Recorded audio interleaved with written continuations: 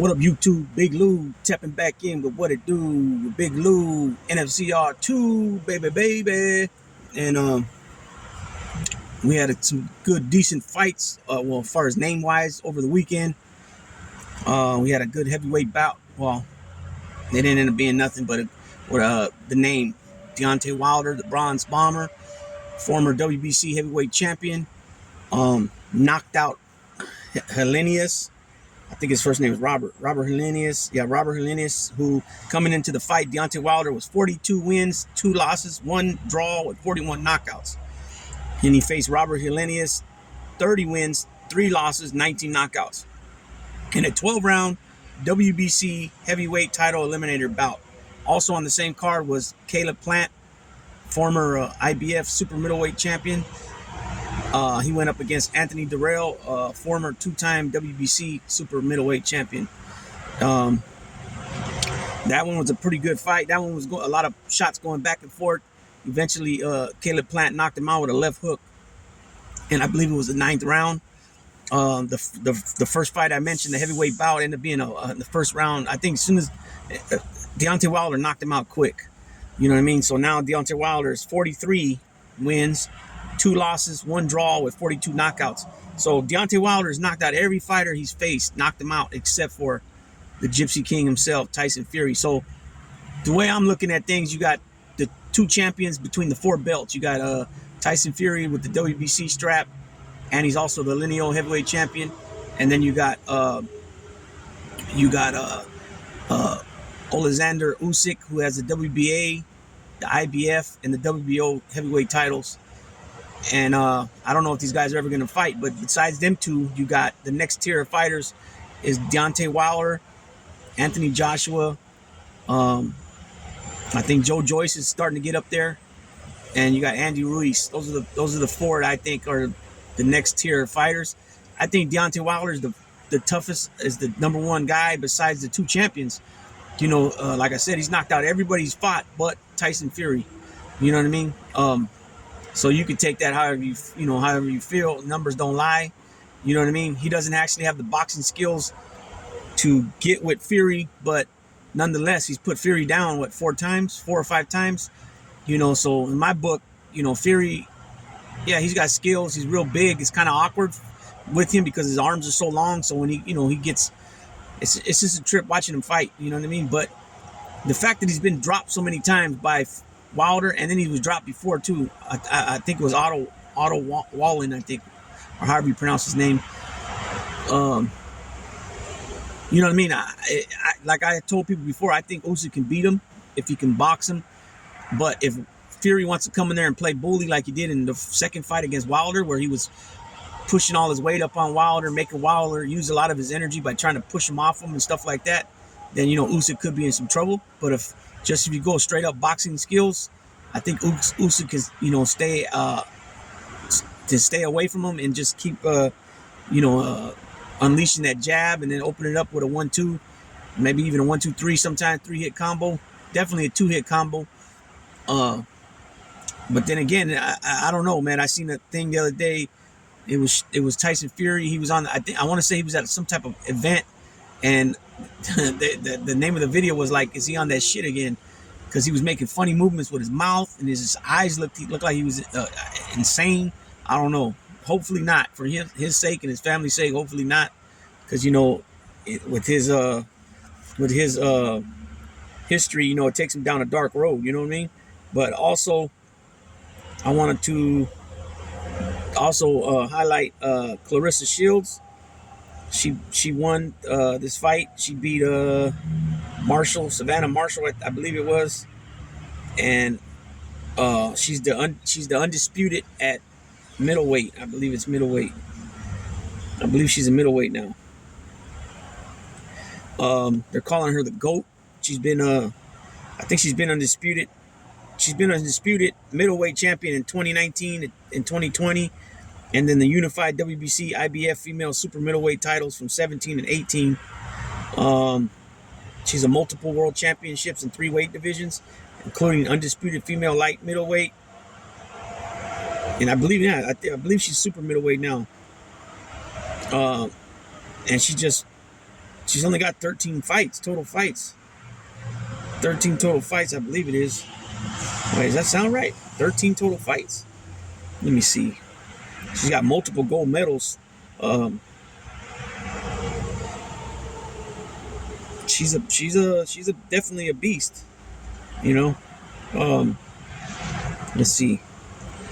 Yeah, she's only got 13 fights. So she's the WBA, WBC, IBF, WBF in the ring female at middleweight. So she's the middleweight. She's the undisputed at middleweight, and she's been the undisputed at light middleweight as well. So I remember her back when she was in the Olympics. They did a little piece on her when she was in the Olympics, and then going up into her second Olympics, I believe it was. And she's got a lot of talent. You know, they're already calling her the GOAT. You know, basically the greatest woman of all time. You know, only 13 bouts. You know what I mean? But she's like Usyk, got a bunch of belts. You know, Usyk undisputed at cruiserweight, and now he's only one belt away from being undisputed at heavyweight. He's only got 20 fights. You know what I'm saying? She's got 13 fights, and she's already held like what, 8 or 10 titles already. Well, she's got 4 now. She had 4 at super welterweight or junior middleweight, however you want to call it. So that's 8 belts, and then I think she won something at super middleweight as well. So she at least has 8 titles already, and 13 bouts. You know what I mean? She's 165, so I guess they do the same thing with the men's same weight class as far as the weight. But Caleb Plant, that was an eliminator. That was an eliminator too, a WBC eliminator, super middleweight. So David Benavidez is Canelo's mandatory. But if they make Canelo the franchise champion at 168, then he don't have to face the mandatories, something like that. And you know what? To be real, you know, Canelo's been getting a lot of slack lately. You know, but let's keep it real. Canelo's a money making machine, right? Benavidez doesn't make money like Canelo does, and let's keep it real too. I mean, where's the accountability here? David Benavidez held the title twice, WBC super middleweight champion twice, never lost, and he got stripped twice. Why? He gave a dirty test once, and then he couldn't make weight another time.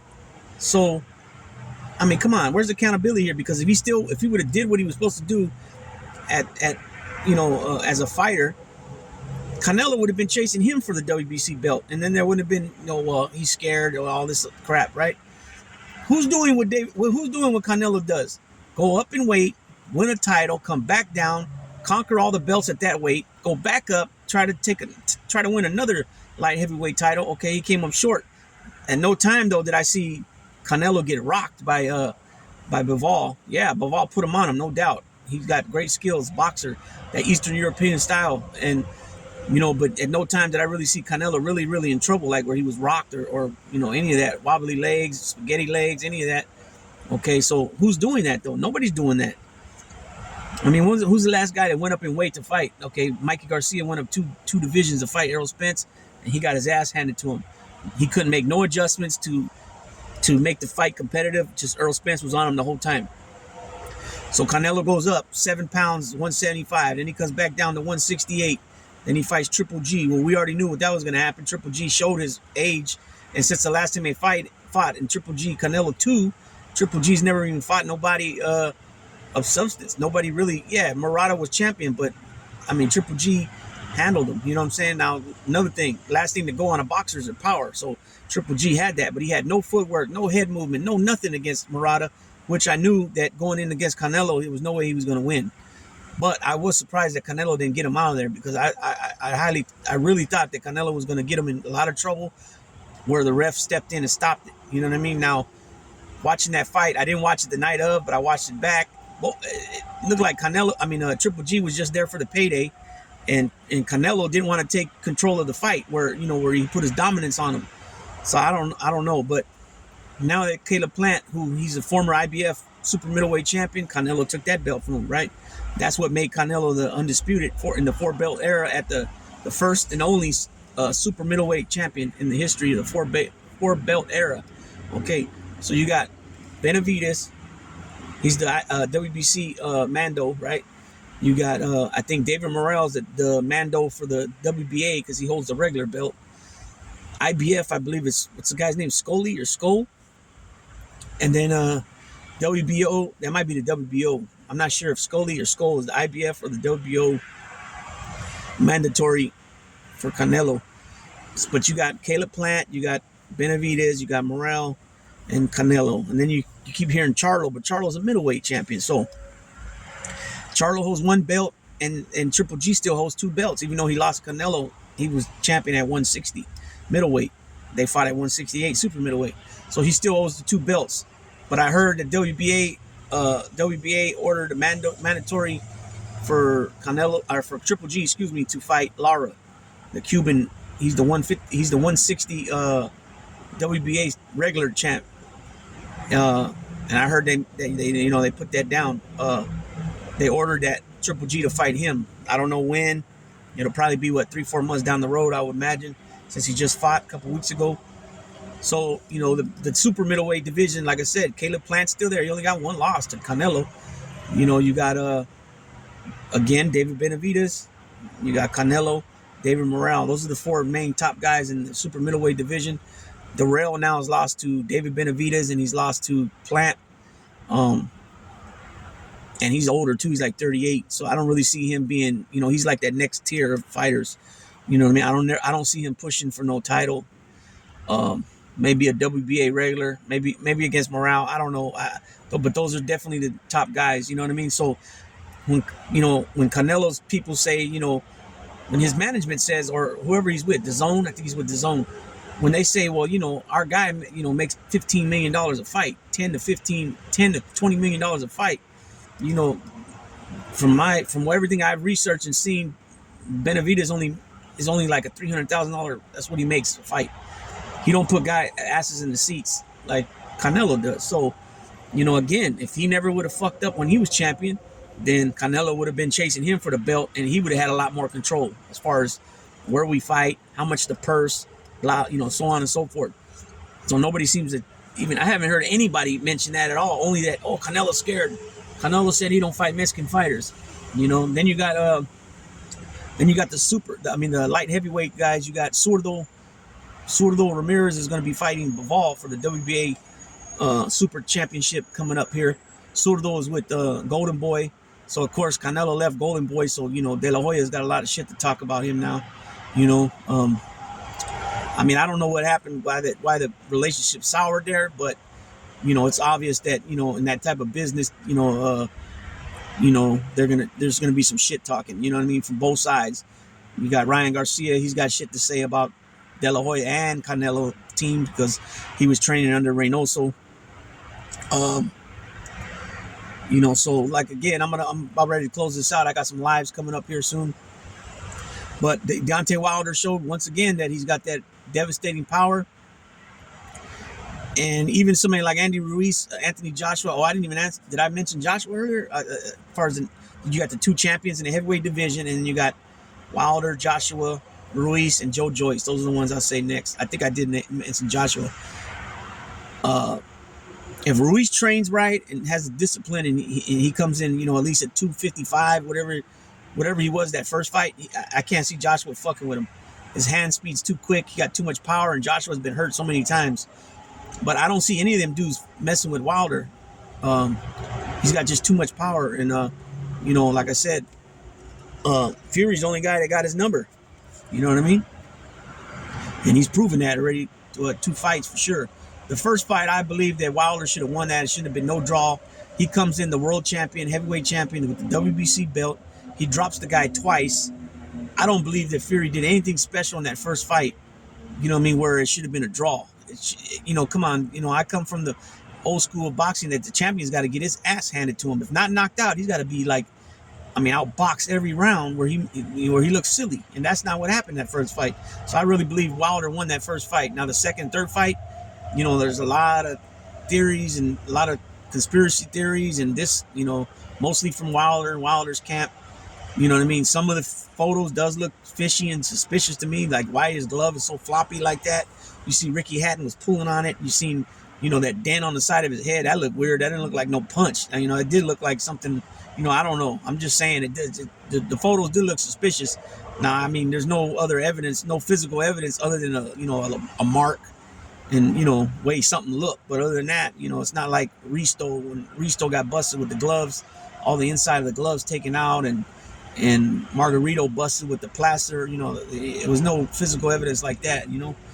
So I just stick to what I said. The first fight between Wilder and Fury, Wilder won that.